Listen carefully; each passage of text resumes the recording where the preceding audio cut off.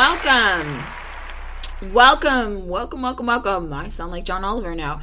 Welcome to the Purple Positivity Podcast for August the 3rd, 2018. I am your host, the amazingly adorable Rebecca Thistle, podcasting to you live-ish from my new used desk in my apartment, which I call Jeffrey Thistlework. Yes. I am actually running like an hour late this morning.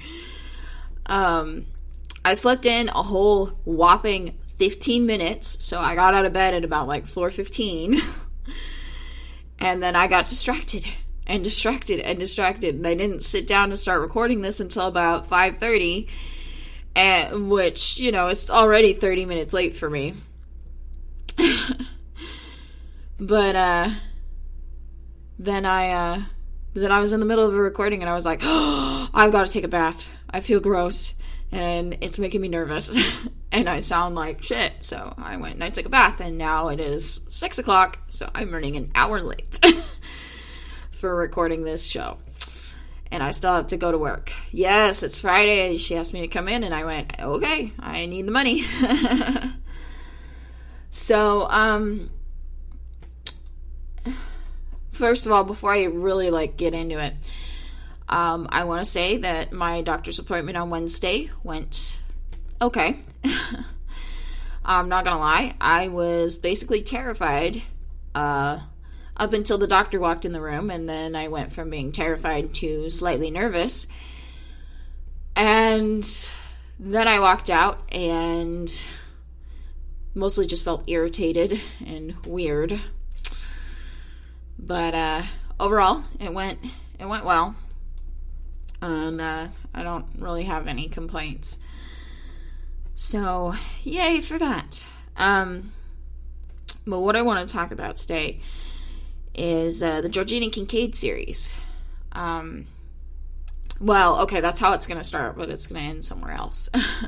You know how this goes, right? Because you listen to the show all the time. Okay. So, the Georgina Kincaid series by Richelle Mead is one of my all-time favorite book series. And I used to have all the books on audio on an external hard drive. But about 4 years ago, I lost that. Well, long story short, I lost it. I will tell the long story another time when I'm not running an hour late. So here recently I decided, okay, I'm going to start slowly getting all those books back, because there's 6 books in the series, and I've got the 6th book because that was released after I lost this hard drive. So I said, okay, I'm going to slowly start getting these books back. I had treated myself to 3 extra Audible credits last month when I had some extra cash, and I had 2 that I hadn't used yet, so I went ahead and I used one to get the first book, and so I'm just going to slowly work my way back up to having the entire series. So anyways, I was re-listening to this book, and I'd forgotten how wonderful it is. This book is. I could give you a whole dissertation, but I'm running an hour late. But the basic premise of the Georgina Kincaid series is Georgina Kincaid, the eponymous character, is a succubus in the employ of hell. And it is just quirky wackiness all the time.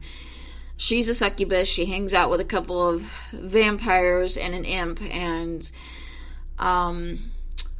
then of course her archdemon, who's like her boss, and funnily enough, the local archangel likes to hang out with them all. So she's friends with a lot of really weird supernatural creatures. Partially because she has to be, partially because she wants to be. And this takes place in Seattle. So, anyways, at the end of Succubus Blues, which is the first book, Georgina is having this moment of just profound existential,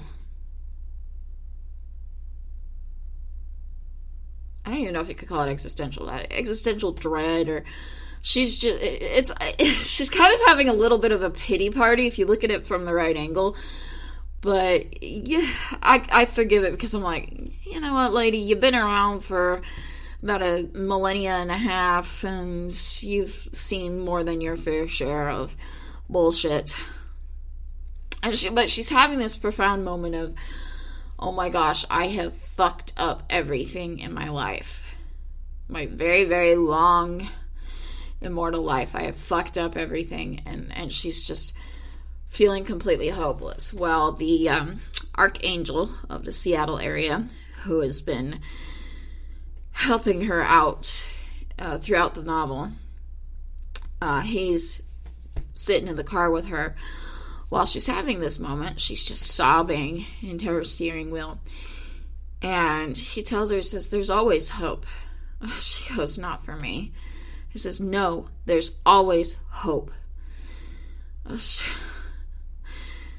she goes, what? He's like, there's always a chance for redemption.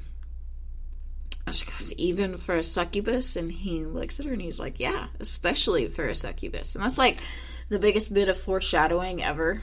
But I probably just gave the whole series away.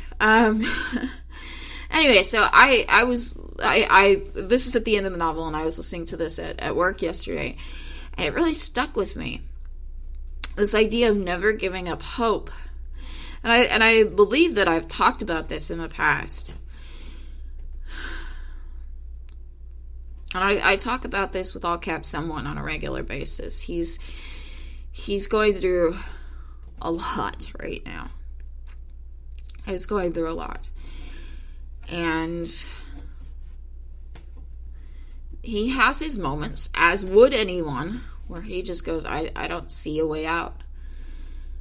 And, and he has his moments where he goes, man, have I irrevocably fucked up my life? And I always tell him no. Because here's what I believe in. I believe in an infinite universe. I don't want to get like religious or whatever with you people. That sounds really degrading, but I believe in an infinite universe. I believe in infinite possibilities, and I believe, and because I believe in an infinite universe, an infinite possibility, an infinite probability, I believe that all things are possible. All things are probable. And no matter how small the odds are, as long as you've got odds, you've got a fighting chance. And I said this to All Caps Someone one time, and I don't know if it stuck with him or not, but I said to him, in an infinite universe, there are infinite chances for redemption. There are infinite chances to start over. Maybe we have a finite amount of time to live this life, but our concept of time here on Earth, like what's a minute to us on Earth in some other galaxy, or even on some other planet in our own galaxy, that 1 minute could be a year. So time is subjective. Time is relative. We have our understanding of time here on Earth. Time is real. It's our understanding of it that's kind of an illusion. So I guess my point is there's always hope. And if you look at things from the right perspective, and I'm sure a lot of people are rolling their eyes going, oh my gosh, that sounds so hippy-dippy and so stupid and so ridiculous. But you know what? When you put things in the right perspective, and you look at things from the right angle, if it helps you get through and it helps you to not murder somebody or hurt another person in some way, shape, or form, whether via murder or stealing or whatever, as long as it helps you to not hurt somebody else and it helps you carry on and hold your head high, I don't see the problem. I don't see the problem. This, to me, this infinite universe gives me infinite chances to better myself. Maybe I've got a finite amount of time on this planet, but that doesn't mean I have a finite amount of chances for redemption. And that's what I believe. There's always, always, always hope. Always. No matter how much you fucked up your life.